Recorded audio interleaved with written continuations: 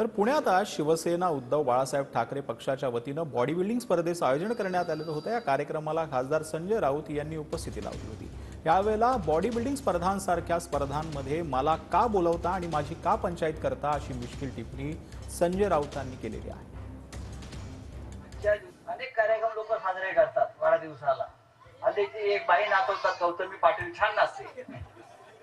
वाढदिवस असला नाही की आहे ते। आणि हे जे कार्यक्रम असतात सगळे बॉडी बिल्डिंगचे ते रात्री उशिरापर्यंत असतात।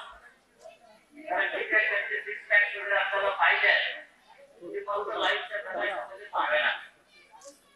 आणि आपण ही संधी आहे